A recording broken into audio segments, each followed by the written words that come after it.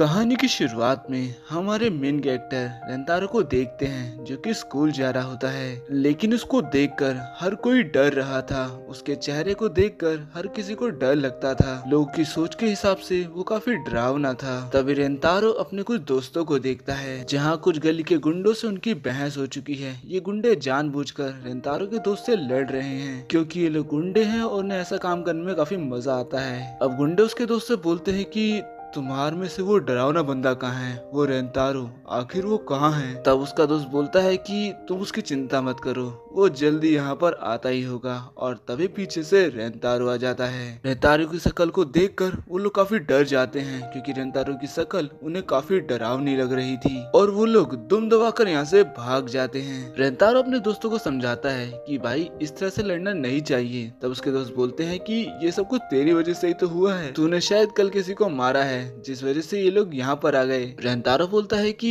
ऐसा तो मुझे कुछ भी याद नहीं आ रहा और फिर वो पिछली रात की बात को याद करता है कि एक लड़की ने अपने बॉयफ्रेंड को चांटा मार कर चली गई थी और रेंतारो फिर उसके पास गया था उसे सिंपैथी देने कि शायद उसे बुरा लग रहा होगा। और वो बंदा भी रेंतारो की शक्ल देखकर काफी ज्यादा डर चुका था। यहाँ उसके दोस्त बोलते हैं कि रात में अगर तू किसी के सामने जाएगा तो वो डरेगा ही ना। अब सभी अपने हाई स्कूल पहुंच जाते हैं जहाँ बगल में ही गर्ल्स हाई स्कूल भी था, दोनों ही आसपास थे। अब अपने सारे लोंडे स्कूल की तरफ जा ही रहे थे कि तभी गर्ल्स हाई स्कूल की दो लड़कियां बगल से गुजरती हैं और उनमें से एक का हैंकी नीचे गिर जाता है। तो एक अच्छा लड़का होने के नाते रेंतारो का दोस्त वो हैंकी उठाकर उस लड़की को देता है, पर वो लड़की बोलती है कि अब मुझे ये नहीं चाहिए, इस पर तुम्हारा हाथ लग चुका है, ये बहुत गंदा हो गया है, तुम्हारी ही तरह तुम लोग काफी गंदे हो। और वो इसी तरह से काफी गंदी तरह से उन लोगों से बात करती है, जिस पर सही बोलते हैं कि ये लड़कियां नहीं सुधरने वाली हैं, ये ऐसी ही हैं, ये हमसे हमेशा नफरत करेंगी और चिढ़ती रहेंगी, छोड़ो इन्हें। अब हमें स्कूल के बारे में थोड़ा बताया जाता है कि गर्ल्स हाई स्कूल और बॉयज हाई स्कूल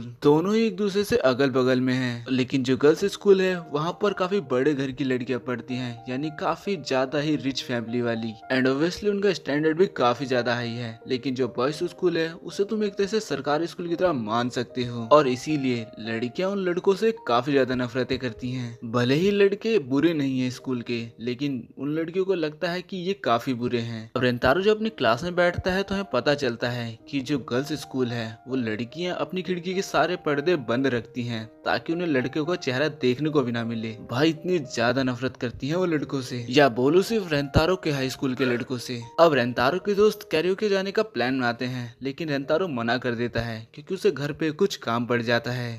अब रेंतारो जब घर जाता है तो हमें पता चलता है कि उसे अपनी बेकरी में जाना था। यहाँ उसकी मम्मी उसे डांटती है लेट आने पर, तो रेंतारो बताता है कि स्कूल काफी दूर है और ऊपर से आज बारिश भी हो रही थी। अब रेंतारो अपनी मदद से बोलता है कि आपको पता तो है मैं इस काम में काफी ज्यादा बेकार हूँ और मेरी वजह से कोई भी रेस्टोरेंट में नहीं आता है। इस पर उसकी मदर कहती है कि तुम चिंता मत करो, यहाँ सिर्फ एक ही कस्टमर है और ऊपर से बाहर बारिश भी आ रही है तो ज्यादा लोग आएंगे नहीं और मुझे भरोसा है तुम इतना तो संभाल ही सकते हो। और ऐसा बोलकर उसकी मदर यहाँ से चली जाती है। अब रेंतारो बताता है कि मेरी फैमिली की खुद की बेकरी शॉप है और कभी कभार एम्प्लॉयज की कमी पड़ जाती है तो मुझे भी एम्प्लॉय बनना पड़ता है। वो बात और है कि मुझे सैलरी नहीं मिलती। रेंतारो हमें ये भी बताता है कि ये वाली बात मैंने अपने दोस्तों को नहीं बताई है, वरना वो मेरी बेकरी शॉप को पूरा ही खा जाएंगे। रेंतारो याद करता है कि उसके मदर ने कहा था कि सिर्फ एक ही कस्टमर है। वो चारों तरफ देखता है और तब उसे एक लड़की दिखती है जिसके आगे काफी सारी केक्स की प्लेट रखी थी और उसने सब खा लिया था। वो हैरान था कि एक छोटी लड़की इतना केक खा कैसे सकती है, वैसे लड़की क्यूट तो है। अब अचानक से ही वो लड़की रेंतारो की तरफ देखती है और दोनों के बीच में आई कांटेक्ट हो जाता है। वो लड़की घबरा जाती है और शर्मा जाती है और वो जो केक खा रही थी वो भी उसके गले में अटक जाता है। वो जल्दी से पानी पीती है, पानी भी रेंतारो ने ही ला कर दिया था। रेंतारो मन में सोचता है मेरे हिसाब से ये मिडिल स्कूल की लड़की है, पर आखिर ये इतना केक खा कैसे सकती है। ये क्यूट सी लड़की काफी ज्यादा घबरा चुकी थी। वो रेंतारो को धन्यवाद बोलती है और यहाँ से फट से भाग जाती है और रेंतारो बेचारा दोबारा सोचता है कि शायद मेरी वजह से वो डर गई। अब अगले दिन रेंतारो की मदर उस लड़की के बारे में रेंतारो को बताती है कि उस लड़की का नाम वागुरी है और वो हमारी रेगुलर कस्टमर है, उसे यहाँ का केक काफी ज्यादा पसंद है। तब रेंतारो बताता है कि मुझे लगता है आपने अपनी रेगुलर कस्टमर को खो दिया। मुझे नहीं लगता कि आज के बाद वो यहाँ पर कभी आएगी भी। शायद मेरा चेहरा देखकर बेचारी डर गई। यहाँ उसकी मदर बोलती है कि तुम सभी लोगों को एक जैसा मत समझा करो। वो ऐसी लड़की बिल्कुल नहीं है जो किसी को उसके चेहरे से जज करे, और हर चीज का जिम्मेदार तुम खुद को या अपने चेहरे को कभी मत माना करो। और अगर वो लड़की यहाँ नहीं आएगी तो मैं उसे जबरदस्ती लेकर आऊंगी। अब अगले दिन रेंतारो अपने स्कूल में होता है और अभी भी बस वो कल के बारे में ही सोच रहा था। और अब वो सोचता है कि वो मिडिल स्कूल जाएगा और उस लड़की से माफी मांगेगा। तभी यहाँ रेंतारो के दोस्त आते हैं और वो बोलते हैं कि चल भाई साथ में खाना खाते हैं। पर रेंतारो बोलता है कि आज मेरा मन नहीं कर रहा, तुम लोग खा लो, और वो यहाँ से चला जाता है। उसके जाते ही रेंतारो का एक दोस्त बोलता है, तुम्हें पता है कि रेंतारो जानबूझकर लोगों से दूरियां बनाता है। वो खुद ये मानता है कि वो अच्छा नहीं है और लोग उससे डरेंगे, इसलिए वो खुद ही लोगों से दूरियां बना लेता है। अब रेंतारो सोचता है कि शायद उसे उस मिडिल स्कूल वाले लड़के के पास जाना चाहिए, पर फिर वो इस प्लान को कैंसिल कर देता है, ये सोचकर कि कहीं वो दोबारा डर गई तो। अब रेंतारो घर पर कॉमिक पढ़ रहा होता है कि तभी उसकी मदर उसके रूम में आती है और बताती है कि वो लड़की वागुरी तुमसे मिलना चाहती है। अब वो उस लड़की वागुरी से मिलता है और सोचता है कि मैं उससे माफी मांगूंगा, लेकिन वागुरी बोलती है कि पहले हमें कुछ खा लेना चाहिए यहीं बैठकर। तो दोनों ही अपने सामने केक लेकर बैठ जाते हैं। दोनों ही आमने सामने बैठे थे और रेंतारो सोच रहा था, यकीन नहीं आता ये लड़की मुझे ही ट्रीट दे रही है और वो भी मेरी ही बेकरी शॉप में। अब वागुरी बोलना चालू करती है कि मुझे माफ करना, कल मैं बिना बताए यहाँ से भाग गई और इसीलिए मैं तुम्हें केक खिलाना चाहती हूँ। इस पर रेंतारो बोलता है कि तुम पहले केक खा लो, मैं तो खाता ही रहता हूँ, मेरी ही शॉप है। अब वागुरी केक खाना चालू करती है और बताती है कि मुझे माफ करना, लेकिन यहाँ का केक सबसे ज्यादा बेस्ट है और मुझे तो काफी ज्यादा पसंद है। वागुरी को केक खाता देखकर रेंतारो भी खुश हो रहा होता है, उसे काफी सेटिस्फाइंग सा फील होता है। यहाँ वागुरी बोलती है कि कल वैसे तुम हैरान हो गए होगे ना मेरे सामने इतना सारा केक देखकर। रेंतारो मुंह से तो मना कर रहा होता है पर मन में वही सोचा होता है। तो वागुरी बोलती है कि कल वैसे बहुत ज्यादा बारिश हो रही थी तो मैंने सोचा कि एक आधा केक और खा लिया जाए, और इतने सारे खा लिए। अब दोनों एक दूसरे को अपना नाम बताते हैं और यहाँ वागुरी रेंतारो से काफी ज्यादा ही अच्छे से बात कर रही थी। रेंतारो मन में सोचता है, मैं हैरान हूँ कि पहली बार कोई लड़की मुझसे मिलना चाहती है और पहली बार कोई मेरे चेहरे से नहीं डर रहा और मुझसे आराम से बात कर रहा है। अब वागुरी बोलती है कि मुझे माफ करना कि कल मैं भाग गई थी, पर मैं तुम्हारे चेहरे की वजह से नहीं भागी थी और न ही तुमसे डर कर, और ऐसा भी नहीं है कि मैंने तुम्हें पहली बार देखा है, तुमने मुझे बस कभी नोटिस नहीं किया होगा। रेंतारो ये मन में सोचता है कि हाँ शायद मैंने इसे नोटिस नहीं किया होगा, और अब वो थोड़ा तेज बोल देता है, तो बताओ कल तुम भाग क्यों गई थी? तो उसकी मदर बोलती है कि बच्चों आराम से बात करो। तो अब वागुरी बताती है कि वो बात यह है कि पहली बार कोई लड़का मुझे इतनी देर तक घूर के देख रहा था तो मैं काफी ज्यादा शर्मा गई और भाग गई।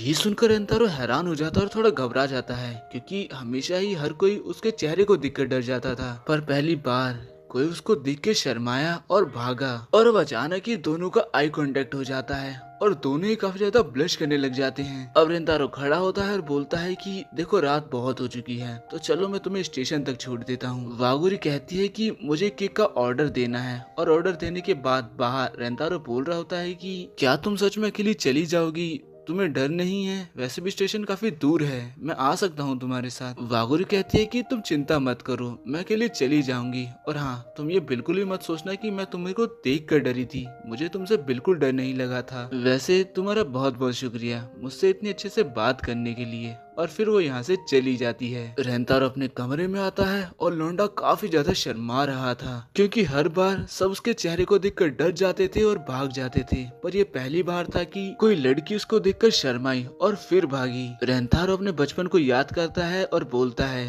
मुझे हरदम ही बचपन से हर किसी ने रिजेक्ट किया है। फिर वो वागुरी की उसी बात को याद करने लग जाता है जहाँ वागुरी ने बोला था, मेरा हार्ट बीट काफी तेज हो गया था जब तुम मुझे देख रहे थे, और यही सब सोचकर वो काफी ज्यादा ब्लश करने लग जाता है। तभी उसकी मदर उसके रूम में आती है और बताती है कि वागुरी सान अपना केक यहीं भूल गई है और अभी वो ज्यादा दूर गई नहीं होगी, तो ये लो और जल्दी उसे देकर आओ। दूसरी तरफ हम उन्हीं दोनों गुंडों को देखते हैं जो कि वागुरी को परेशान कर रहे थे। वो बोलते हैं कि तुम्हारी हाइट तो छोटी है लेकिन तुम काफी क्यूट हो, तो चलो क्यों ना कुछ मजे करे जाएं। यही रेंतारो भी भागते हुए ढूंढ रहा था वागुरी को, इधर उधर देखता है पर वागुरी उसे कहीं नहीं मिलती। पर थोड़ा देखने पर उसे वही दो गुंडे दिखाई देते हैं और वही वागुरी भी। अब वो दोनों वागुरी से बोलते हैं कि आखिर तुम उस बदसूरत बंदे रेंतारो के साथ क्या कर रही थी, वो तो काफी डरावना दिखता है, ये मत बोलना कि तुम उसकी गर्लफ्रेंड हो। और उसके बाद इसी तरह से वो रेंतारो की काफी बुरी बुरी बातें करने लग जाते हैं। वो वागुरी से बोलते हैं कि तुम्हें भी उससे दूर रहना चाहिए वरना तुम्हारे साथ भी कुछ अच्छा नहीं होगा। और ये सब कुछ रेंतारो सुन रहा था। रेंतारो मदद तो करने जाना चाहता है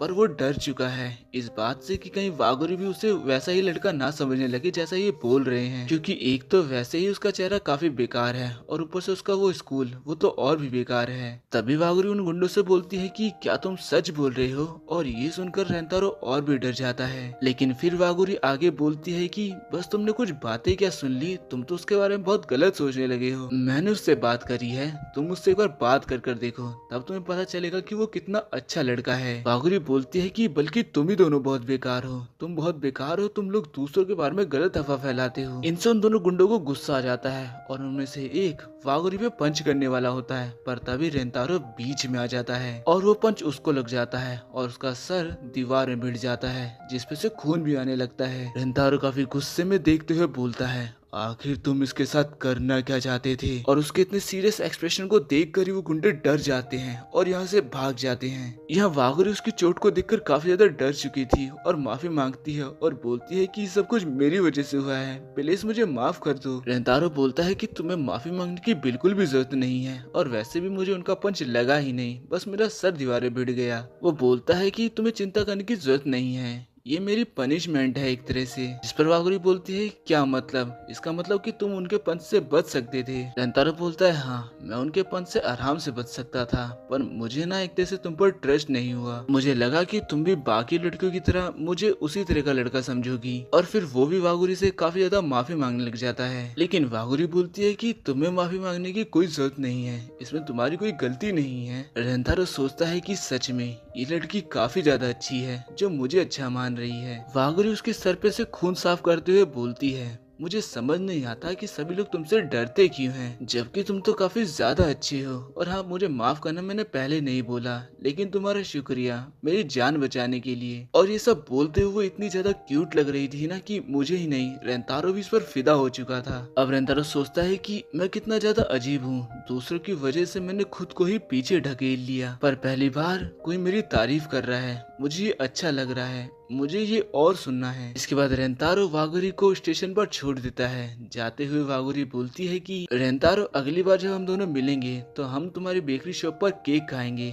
और ऐसा बोलते हुए वो इतनी ज्यादा क्यूट लग रही थी ना कि मैं क्या ही बोलूं भाई। और अब अगले सीन में रेंतारो अपने स्कूल में होता है और वो कल रात को सो ही नहीं पाया और अभी भी वो काफी ज्यादा घबरा रहा है। वो उन्हीं सही बातों को याद कर रहा है और काफी ज्यादा ही हैप्पी भी है एक तरह से। अब रेंतारो गर्ल्स हाई स्कूल की तरफ देखता है जहाँ सभी खिड़कियों पे नॉर्मली पर्दे लगे हुए थे, पर तभी कोई एक पर्दा हटा रहा होता है। रेंतारो भी नोटिस करता है कि एक साइड का पर्दा हट रहा है और उसे कोई हटा रहा है और वो पर्दा हटता है और रेंतारो देखता है कि ये तो वागुरी है और वागुरी भी उसे देख लेती है और दोनों के बीच दोबारा से आई कांटेक्ट हो जाता है। दोनों एक दूसरे को देखकर काफी ज्यादा हैरान थे और दोनों ही लगातार एक दूसरे को देखे भी जा रहे थे। रेंतारो अचानक से शर्मा जाता है और अपना पर्दा लगा लेता है। उसकी हार्ट बीट काफी तेज हो गई थी और साथ ही उसे ये भी पता चल चुका है कि वागुरी मिडिल स्कूल की तो नहीं है बल्कि हाई स्कूल की लड़की है। रेंतारो अब बस अपनी ही सोच में खो चुका था। वो सोच रहा था कि कागुरी मेरे से बिल्कुल नहीं डरती बल्कि सब डरते हैं और साथ ही वो मेरी शॉप की रेगुलर कस्टमर भी है। पर यहाँ पर रेंतारो के लिए सबसे बड़ी प्रॉब्लम ये थी कि वो उनके सबसे बड़े दुश्मन वाले स्कूल में ही है। रेंतारो यही सोच रहा था और वो साथ ही बताता है कि आज भी स्कूल आते वक्त वो लड़कियां हमें किस तरह से देख रही थी। तभी यहाँ रेंतारो के बाकी दोस्त भी आ जाते हैं। तभी रेंतारो का दोस्त उस सामने लड़कियों के बारे में काफी उल्टा उल्टा बोलने बोलने लगता है कि वो काफी ज्यादा ही गंदी है। लेकिन रेंतारो का ध्यान इन सब पे था ही नहीं, वो तो अभी भी कागुरी के बारे में ही सोचे जा रहा था। वो सोच रहा था कि मैं कितना बड़ा बेवकूफ हूँ जो मैंने इतनी जल्दी कागुरी के बारे में इतना कुछ सोच लिया। उसके फर्स्ट इंट्रोडक्शन के बाद ही मैंने कुछ ज्यादा ही ओवरथिंक कर लिया। देखो ओसामी उससे बोलता है कि भाई तुझे कुछ हुआ है क्या? तू जैसे ही लड़कियों के स्कूल को देख रहा है तो काफी अजीब सा बिहेव करने लग रहा है। अब रेंतारो हड़बड़ाकर बोलने लगता है कि पागल है क्या, मैं ऐसा क्यों करूंगा? ये बात रेंतारो ने थोड़ी तेज से बोल दी थी, इसलिए क्लास के सारे बच्चे उसे ही देख रहे थे। इसके बाद टीचर वापस से पढ़ाना चालू करते हैं। रेंतारो बैठा बैठा अभी भी वही बारे सोच रहा होता है और अब वो सोचता है कि शायद अब कागुरी मेरी शॉप पर नहीं आएगी, ये जानने के बाद कि मैं उसके अपोनेंट स्कूल में पढ़ता हूँ। वैसे देखा जाए तो ये एक तरह से सही है, क्योंकि अगर बाकी लोगों को पता चला कि वो मेरे रेस्टोरेंट में आती है तो उसके लिए काफी दिक्कतें हो जाएंगी। इसी तरह से वो काफी ज्यादा ओवर थिंक कर रहा था और परेशान होता जा रहा था। अब तभी ओसामी रेंतारो से बोलता है, भाई आज तो तू फ्री है ना, आज कहीं चले घूमने के लिए? और लिटरली रेंतारो बोलता है कि हाँ आज मैं फ्री हूँ। और इससे उसके सारे दोस्त हैरान भी थे। खैर इसके बाद वो सभी स्कूल से बाहर निकलते हैं। तभी वो देखते हैं कि बाहर सारे लड़के एक ही डायरेक्शन में देख रहे हैं और सोचते हैं कि आखिर यहाँ चल क्या रहा है। और अब जब ये लोग देखते हैं तो ये भी काफी हैरान हो जाते हैं, क्योंकि वहाँ असल में कागुरी किसी का वेट कर रही थी। सबसे ज्यादा रेंतारो हैरान हो चुका था और लड़के सोच रहे थे कि आखिर ये स्कूल की लड़की हमारे स्कूल के आगे क्या कर रही है। रेंतारो इतना घबरा जाता है कि वो सोचता है आखिर ये किससे मिलने आई है। तभी ओसामी वागुरी के पास जाता है और चिल्लाने लगता है कि आखिर तुम हमारे स्कूल के सामने क्या कर रही हो। बेचारी काफी डर चुकी थी और ओसामी से और भी डरा रहा था। पर तभी रेंतारो आकर उसे उठा लेता है और बोलता है कि तुम्हें लड़कियों पर ऐसे नहीं चिल्लाना चाहिए, उनसे माफी मांगो। और वो भी कागुरी से माफी मांगता है, जिससे वागुरी कहती है कि तुम्हें माफी मांगने की कोई जरूरत नहीं है। और इसके बाद हम ओसामी को देखते हैं जो कि लिटरली रोते हुए वागुरी से माफी मांग रहा था कि मैंने तुझ पे कुछ ज्यादा ही चिल्ला दिया। तभी यहाँ पर कुछ और लड़कियां भी आ जाती हैं और वो काफी डर चुकी थी वागुरी को लेकर। उन्हें लगा कि लड़के उन्हें परेशान कर रहे हैं। और बगल के स्कूल से सारी लड़कियां भी ये सब कुछ देख रही थी कि जैसे पता नहीं लड़के क्या ही चीज हैं। वागुरी की दोस्त यहाँ से वागुरी को ले जाने लगती हैं और काफी अजीब तरीके से। तभी ओसामी बोलता है कि तुम्हें पहले हमसे माफी मांगनी होगी। लेकिन वो लड़कियां ओसामी को धक्का दे देती हैं और उसे कुछ इस तरह से देखते हैं जैसे कि वो क्रिमिनल हो। और जाते हुए वागुरी सिर्फ रेंतारो को ही देखे जा रही थी। इसके बाद अपने लड़के घूमने के लिए निकल जाते हैं, लेकिन यहाँ ओसामी का दिमाग कुछ ज्यादा ही खराब हो चुका था उन लड़कियों की वजह से। यहाँ रेंतारो अभी भी उसी के बारे में सोच रहा था कि आखिर यहाँ हो क्या रहा है, कहीं वागुरी कहीं मुझसे तो मिलने नहीं आई थी। ओसामी उसी की तरफ देखता है और बोलता है कि भाई तेरा मूड कुछ ज्यादा ही अजीब लग रहा है। रेंतारो बोलता है तो फालतू बकवास मत कर। ऐसा बोलने के बाद वो खुद के बारे में सोचने लगता है, आखिर मुझे हो क्या रहा है, कहीं मैं खुश तो नहीं हो रहा ना? नहीं, शायद ऐसा नहीं है और मुझे ऐसा नहीं सोचना चाहिए। मुझे बस अपना normal day normal life spend करनी चाहिए। और इसके बाद वो सभी लोग कैरियोके जाते हैं एंजॉय करने के लिए। यहाँ ओसामी अपना एक मस्त सा गाना गाकर खत्म भी कर देता है, लेकिन रेंतारो अभी तक अपना गाना चुन ही नहीं पाया और वो बोलता है कि 5 मिनट और रुको। यहाँ ओसामी ने जो गाना गाया था उसको उसके लिए 90 स्कोर मिले थे, लेकिन ओसामी कहता है कि मैं इससे भी अच्छा गा सकता हूँ। लेकिन यह रेंतारो को तो साको रेंतारो को काफी गौर से नोटिस कर रहा था और अब वो रेंतारो से बोलता है कि भाई तुझे कोई दिक्कत है क्या, अभी या कभी रही हो? अगर ऐसा कुछ भी है तो तू हमें बता सकता है भाई। साको को ये तो समझ में आ गया था कि रेंतारो कुछ न कुछ छुपा रहा है, क्योंकि उसके सर पे चोट भी लगी है, उसका मूड भी अजीब है और वो कुछ अजीब ही बिहेव कर रहा है। रेंतारो सोचने लगता है कि क्या मुझे इन्हें बताना चाहिए। मैंने वागुरी से बात करी, मुझे उससे बात कर अच्छा लगा और ये बात अगर मैं इनको बताऊंगा तो यहाँ का माहौल पूरा चेंज ही हो जाएगा। रेंतारो डिसाइड करता है कि उसे ये बात इन्हें नहीं बतानी चाहिए। वो बोलता है कि मैं ठीक हूँ, हम एंजॉय करते हैं यार। तब इसके बाद दोबारा सब लोग पूछते हैं कि भाई तूने अपना गाना चुना क्या? रेंतारो बोलता है नहीं, 5 मिनट और लगेंगे। इस पर ओसामी बोलता है कि ला मैं तेरे बदले गाना चुन दूं। अब रेंतारो साको से माफी मांगता है इतना अजीब सा फेस बनाने के लिए। रेंतारो बोलता है कि अब मैं क्या ही कर सकता हूँ और अब वो फाइनली गाना गाने वाला होता है। एंजॉय करने के बाद रेंतारो अपने घर जा रहा होता है। वो देखता है कि उसका रेस्टोरेंट ओपन है तो वो सोचता है कि मुझे शायद इसे क्लोज करना होगा। वो अंदर जाता है और देखता है कि वागुरी उसका उसके रेस्टोरेंट में ही वेट कर रही है और उसको वेलकम बैक भी बोलती बोलती है। वो पूछता है कि आखिर तुम यहाँ क्या कर रही हो। तो वागुरी सबसे पहले रेंतारो से माफी मांगती है उसकी दोस्त की गलती के लिए जो उन्होंने इतना गंदा व्यवहार किया इनके साथ। रेंतारो बोलता है कि तुम्हें माफी मांगने की जरूरत नहीं है। तभी रेंतारो की मदर बोलती है, अच्छा तो तुम आ चुके हो, आज तुम लेट हो, तुम्हें पता है वागुरी कब से तुम्हारा इंतजार कर रही है। और फिर उसकी मदर बोलती है कि वागुरी तुम चाहो तो थोड़ी देर और यहाँ रुककर बातें कर सकती हो और तब तक मैं तुम्हारे लिए एक अच्छा सा केक बना देती हूँ। और तभी वागुरी के पेट से आवाज आने लगती है क्योंकि वो तो है ही केक की भूखी। ये आवाज सुनकर रेंतारो की मदर और रेंतारो काफी हंसने लग जाते हैं और वागुरी शर्माकर बोलती है कि यार रेंतारो तुम तो ऐसे मत हंसो ना। अब रेंतारो इसके लिए माफी मांगता है और बोलता है कि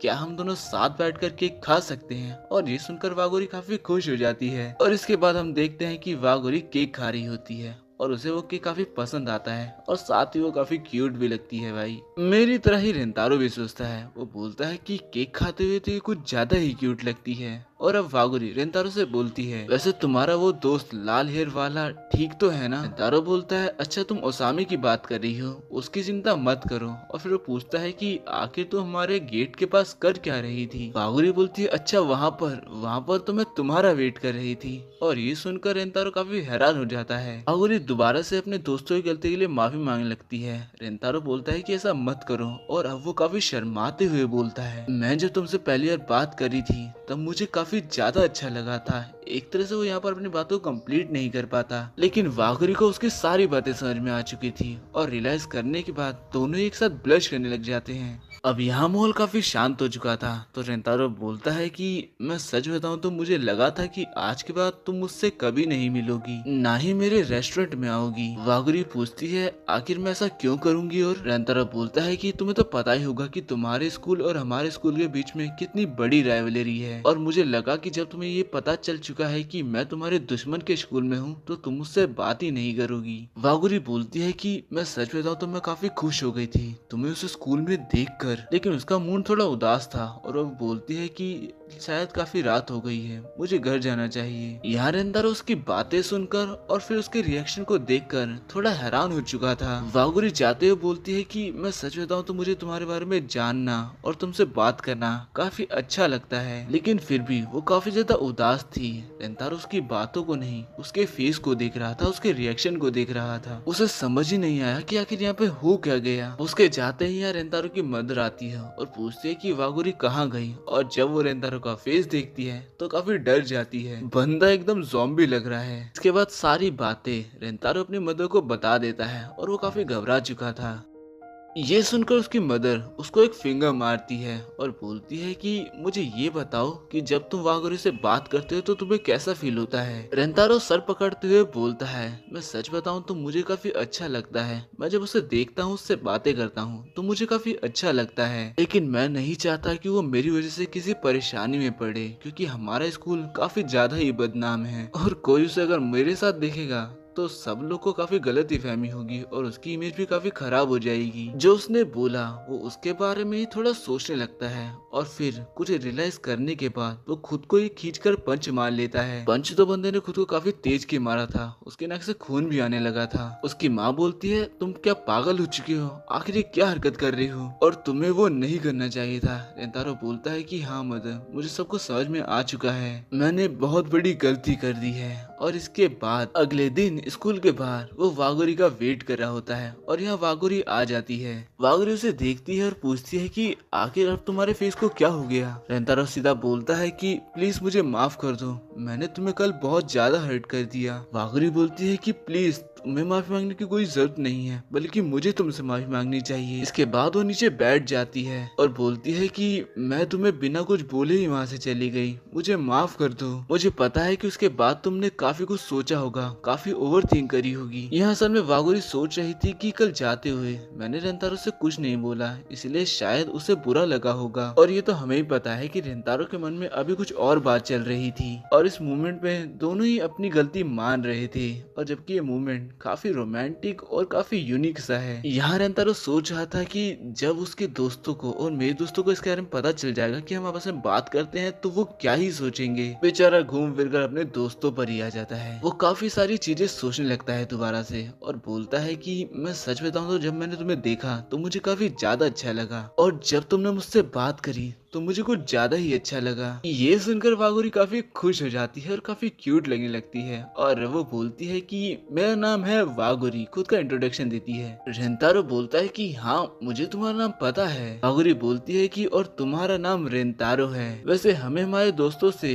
ये बात के बारे में ज्यादा फर्क नहीं पड़ना चाहिए, और हाँ मुझे तुमसे बात कर कर और तुम्हारे बारे में जानने में काफी ज्यादा अच्छा लगता है। और इस मूवमेंट में रेंतारो वागुरी के फेस को देखकर उधर ही खो चुका था और वागुरी की बातें सुनकर वो काफी हैरान था। इसके बाद हम देखते हैं कि वो अपनी क्लास में जा रहा होता है और सोच रहा होता है कि आखिर आज क्या क्या हो गया। और फिर वो सोचता है कि वैसे देखा जाए जो भी वागुरी ने कहा वो बिल्कुल सही है, मतलब कि हमें हमारे दोस्तों से ज्यादा फर्क नहीं पड़ना चाहिए। इस बात को लेकर बंदा अपनी क्लास में जाता है और विंडो की तरफ देखता है और फिर वो देखता है कि वागुरी कर्टन हटाती है और जैसे वो रेंतारो को देखती है बंदी काफी खुश हो जाती है। रेंतारो भी वागुरी की तरफ देख रहा था और मन में सोचता है कि मैं सच बताऊं तो मुझे भी तुम्हारे बारे में काफी कुछ जानना है वागुरी। और वो बोलता है कि अब मुझे लग रहा है कि मैं भी उस दुनिया का हिस्सा बनता जा रहा हूँ जिसका मैं आज तक नहीं बन पाया।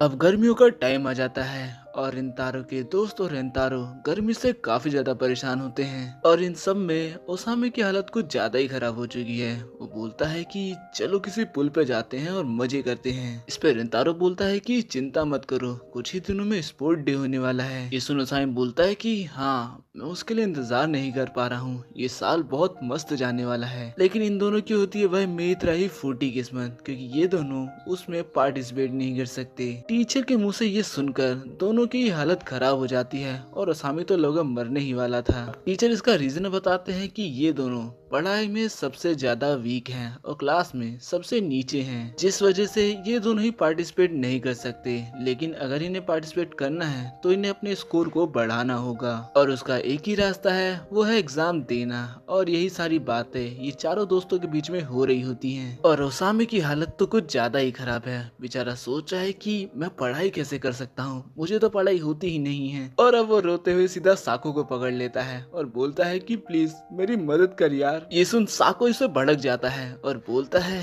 तुझे याद नहीं है क्या, पिछली बार मैंने तेरी मदद करी थी और फिर मेरे भी नंबर कम हो गए थे। अब सोचने की बात है कि रेंतारो क्या करेगा। वो सोचता है कि ये तो मुझे खुद से ही करना होगा। अब ओसामी सीधा रेंतारो के पास आता है और चिल्लाकर अपने बाकी दोस्तों से बोलता है कि अगर तुम दोनों हमारी मदद नहीं करोगे तो हम दोनों सेल्फ स्टडी करेंगे। इस पर साको सीधा बोलता है कि हाँ ये अच्छा है, बेस्ट ऑफ लक। एकदम सिग्मा और कूल रिप्लाई। यहाँ ओसामी और साको के बीच में बहस चली रही होती है कि तभी रेंतारो के फोन पर एक मैसेज आता है जो कि इसकी मॉम का है और वो लिखती है कि आज हमारी बेकरी पर सेल चल रही है तो मैं चाहती हूँ कि तुम उसमें वागुरी को इनवाइट कर लो। ये मैसेज पढ़ने के बाद रेंतारो गर्ल्स स्कूल की तरफ देखता है और सोचता है क्या सच में वो आएगी। अब वो शायद वागुरी को ही मैसेज टाइप कर रहा होता है और सोचता है कि क्या वो आएगी। उसके मन में बस यही बात घूम रही थी, पर फाइनली वो उसे सेंड कर देता है। अब क्लासेस चलती रहती हैं और वो उसके रिप्लाई का वेट करता रहता है। एक क्लास खत्म होती है, दूसरी स्टार्ट होती है, फिर वो क्लास खत्म होती है और ऐसे ही शाम हो जाती है और बेचारा अब सोचता है क्या वो स्कूल के अंदर फोन यूज करती भी होगी। उसके ये सोचते ही उसे वागुरी का रिप्लाई आ जाता है जिसमें वो लिखती है कि मुझे इनवाइट करने के लिए तुम्हारा शुक्रिया, लेकिन आज मैं थोड़ी सी बिजी हूँ तो मैं नहीं आ पाऊंगी। ये पढ़ने के बाद रेंतारो बोलता है कि चलो कोई बात नहीं, लेकिन यहाँ बात ये है कि रेंतारो को बुरा लग रहा है और वो सोचता है कि मुझे बुरा क्यों लग रहा है। तभी ओसामी उससे बोलता है चलो अब लाइब्रेरी में चलते हैं पढ़ाई करने के लिए। और इसके बाद वो दोनों सीधा लाइब्रेरी के सामने खड़े होते हैं। अंदर जाते हुए ओसामी बोलता है कि मैं उन दोनों को दिखा दूंगा कि हम क्या कर सकते हैं। और अब वो अपने स्टडी मटेरियल को लेकर बैठ जाते हैं पढ़ने के लिए। और अब टाइम बीतता है, थोड़ा और टाइम बीतता है और अब ओसामी का दिमाग और उसकी हालत दोनों ही खराब हो चुके हैं। उसे समझ में आ चुका है कि उससे तो पढ़ाई होने से रही, क्योंकि बेचारे को कुछ समझ ही नहीं आ रहा। या रेंतारो बोलता है क्यों ना हम उनसे माफी मांग ले और सब कुछ ठीक हो जाएगा। तुम ये अच्छे से जानते हो क्योंकि अगर ऐसा नहीं हुआ तो हम दोनों पढ़ाई तो बिल्कुल भी नहीं कर पाएंगे। उसकी बात सुनने के बाद ओसामी सोचता है वैसे तो हम चारों बेस्ट फ्रेंड हैं तो इसमें क्या ही दिक्कत होगी। और अब वो रेंतारो से बोलता है मैं जाकर उन दोनों को बुला कर लेकर आता हूँ, तो फिलहाल तुम यहीं पर बैठकर पढ़ते रहो। रेंतारो ये सुनने के बाद खुश हो जाता है और वो पढ़ने लग जाता है। और थोड़ी देर बाद यहाँ दो लड़कियाँ आती हैं और वो पढ़ने के लिए एक टेबल ढूंढ रही होती है, लेकिन यहाँ बहुत ज्यादा भीड़ होती है, जो देखकर रेंतारो अपनी टेबल से उठकर चला जाता है। और अब ये बात लड़कियों को भी समझ में आ जाती है और इसके बाद रेंतारो ओसामी को मैसेज करके बता देता है कि हमने अपना स्टडी बेंच खो दिया है। उसी वक्त वो सीढ़ी से उतर रहा होता है और तभी वो वागुरी की आवाज सुनता है। हाँ, यानी कि वो भी इसी लाइब्रेरी के अंदर है और अब रेंतारो छुपकर उसे ही देख रहा होता है। लेकिन वागुरी और उसकी दोस्त को डाउट हो जाता है कि कोई उन्हें देख रहा है। वो पीछे मुड़कर देखती हैं पर वहाँ पर कोई नहीं होता क्योंकि रेंतारो छुप चुका था। यहाँ रेंतारो देखता है कि वो दोनों पढ़ाई कर रही हैं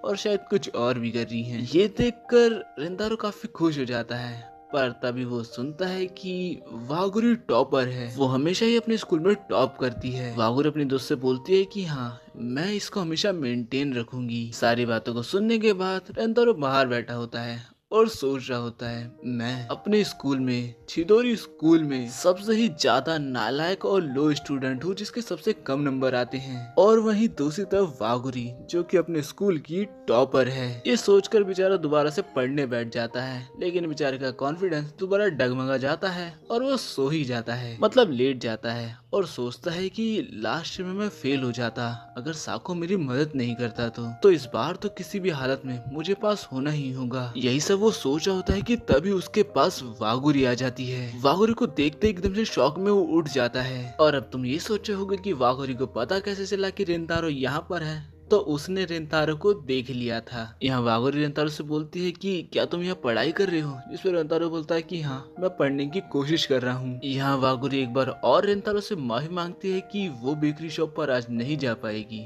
जिस पर रेंतारो बोलता है कि ये इतनी भी बड़ी बात नहीं है, वैसे भी ये हर मंथ होती है ऐसी सेल। यहाँ पर वागुरी का वहाँ जाने का रीजन ये था कि उसके पास पैसे खत्म हो रहे हैं, तो वो बोलती है कि मैं अगले मंथ चली जाऊंगी। और हाँ, वागुरी यहाँ पर एक पार्ट टाइम जॉब करती है जिसकी वजह से उसके पास पैसे होते हैं। ये सुनकर रेंतारो शॉक हो जाता है कि वागुरी एक पार्ट टाइम जॉब भी करती है, साथ ही वो स्कूल की टॉपर भी है और ऊपर से उसे स्कॉलरशिप मिली है उसकी मेहनत से। दोनों के बीच में ऐसे काफी सारी बातें होती हैं, जहाँ वागुरी बोलती है कि मेरी जैसी एक स्टूडेंट के लिए स्कूल में अपने रोल को मेंटेन करना बहुत मुश्किल होता है, लेकिन उसे मेंटेन रखना ही मेरा काम है क्योंकि उसकी फैमिली इतनी रिच नहीं है। और ऊपर से यहाँ पर वागुरी किसी को दिखाने के लिए नहीं बल्कि खुद की खुशी के लिए और खुद को प्रूव करने के लिए हमेशा ही खुद को टॉप पर रखती है। उसकी इतनी सारी बातें सुनकर रेंतारो सोचता है, हाँ, जितना मैं इसके बारे में सोचता हूँ उतना ही हर बार ये मेरी एक्सपेक्टेशन से कुछ ज्यादा अच्छी निकलती है। और क्योंकि वो टॉपर थी